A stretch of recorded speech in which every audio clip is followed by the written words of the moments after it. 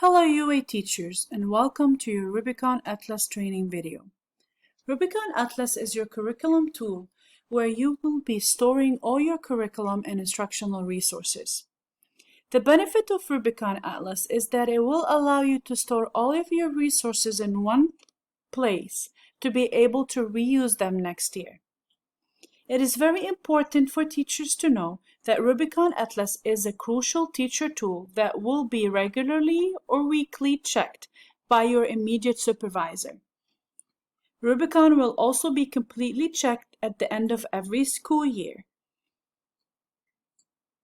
prior to teacher checkout.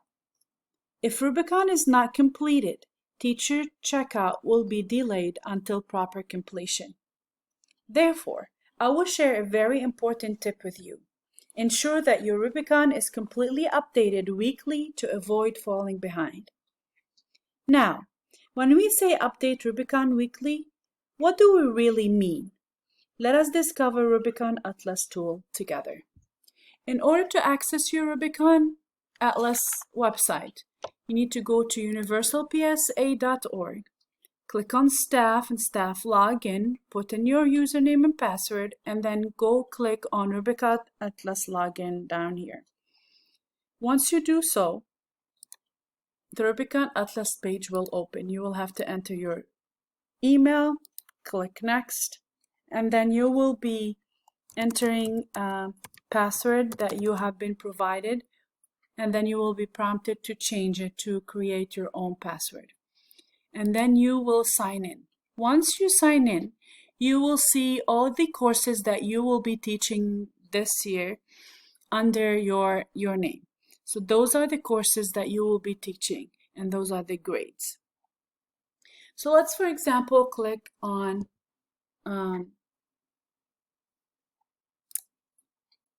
this class. The first thing you will see is your unit calendar. This unit calendar shows you all the units that you are expected to teach for this course this year, as well as the length of every unit.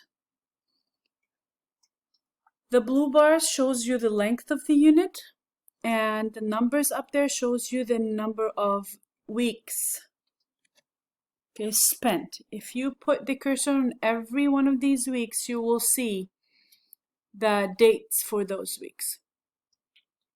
Now that bar can be changed, can be shortened, or add more weeks based on the need. You will be discussing that with your supervisor weekly during your weekly meetings.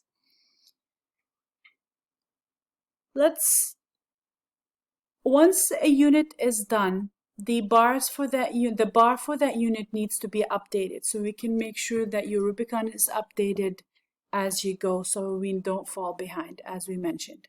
So let's click on the first unit together. Every unit has different components, or the same components for every unit. The content is different. So this is the name of the unit, and every one of these titles is called a component. So the first component of this unit is pillar focus. Those are the HES pillars that we're going to be focusing on during this unit. This is the significant concept or big idea component. This component explains the big idea of that unit, so you will really know what is it that you need to focus on in this unit.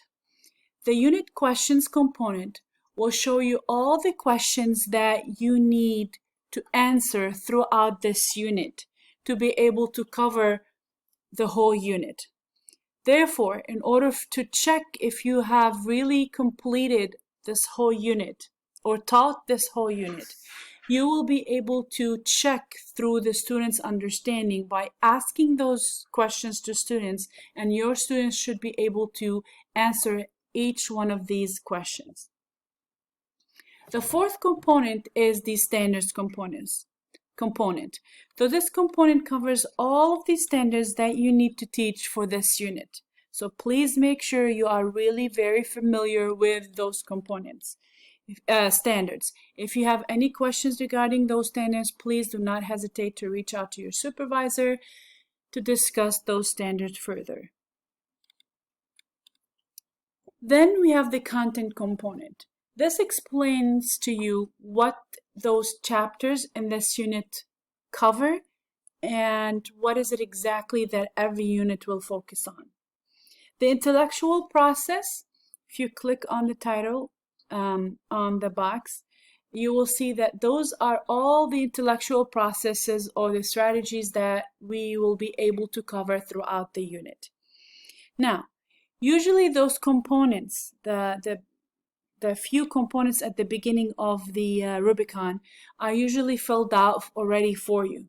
So really all you need to do is to read them and understand them to be able to know what will you cover within this unit.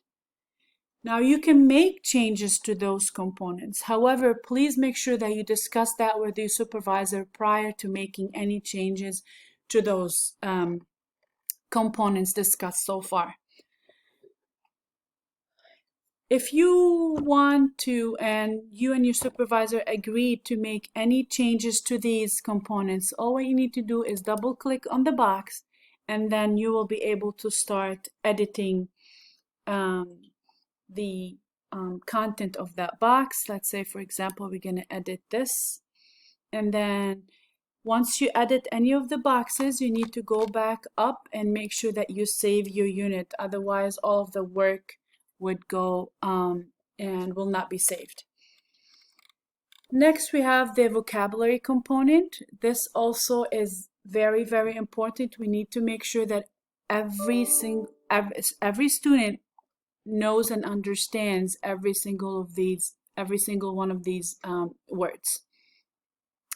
Now, up to the key vocabulary component, as we mentioned, all these components are only for you to read and to understand in order for you to really know what you need to cover within this unit.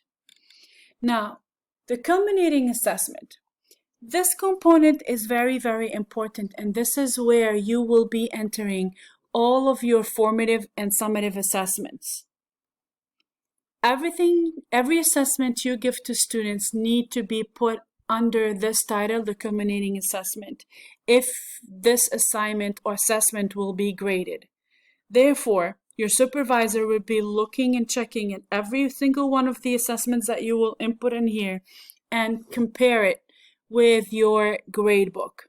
So every assignment you need to have or assessment in your gradebook needs to match within that unit in Rubicon.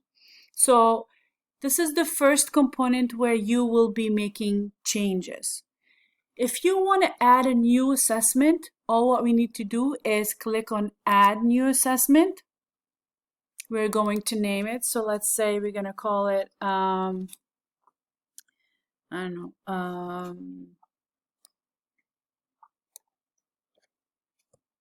Chapter 1 Review.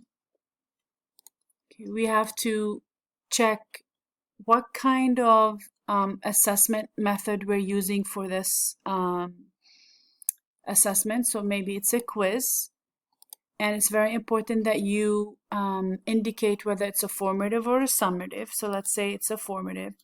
Down here you will explain to us what is covered within this assessment. Okay, so students will be able to define all the vocabulary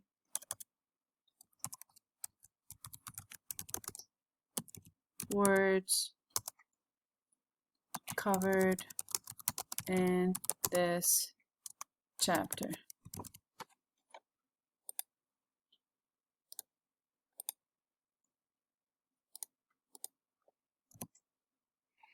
And then we will go here on the side, and then we will click on every standard that really falls under this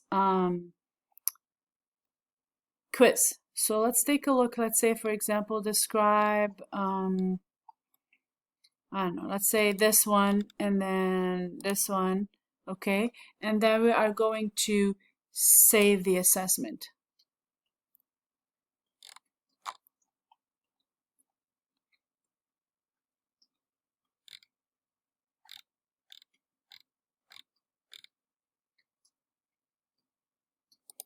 Here is the assessment. Now, if you can see, I did it on purpose. I did not put the year up here, okay? As previously discussed, we need to ensure that the year is put in or updated before every assessment name to ensure that this is the one that was used for this school year. So in case we forgot to do something or we need to edit something within the assessment, we are going to click on the pencil and then we're going to go back here and update that. So we're going to call 2021 Chapter 1 Review, and then we are going to save it. So here we go, we updated this. Now let's say we have an attachment that we need to have. Let's say this quiz is something you have created. So you need to attach all forms that you give to students that are not within your books. So let's say I go here, I click on Add Attachment, File Attachment. I pick that from my desktop or my USB, and then I attach it back to. Let's say this is taken from the book itself. So all what you need to do here is say page 120, exercise number 4 and 5, for example. Okay, and then that way we will know that this was taken from the book. Okay, and then you go back and save it, and here it is. So it's either we have an attachment or you have to specify what page or what activity you have actually used. So this is the first component, again, that we will be, or the teacher will be updating within the unit. So culminating assessment. The second component that you will be updating is the lesson plan component. But before we get to the lesson plan, we have the writing and reading cross curriculum. So that shows how it's interdisciplinary connections between the different subjects, and specifically in the rack within writing and reading, and how is it integrated across curriculum. Now, in the lesson plans, as you can see, okay, there are 9 weeks. So if you remember at the beginning when we first started looking at the unit planner or unit calendar, there were 9 weeks for this unit. So we go back into the unit, and then we have to check that in the 1920 we had 9 weeks. 1, 2, 3, 4, 5, 6, 7, 8, 9. So that matches the unit calendar bar. Now, if you would like to use the lesson plan from last year, it is perfectly fine.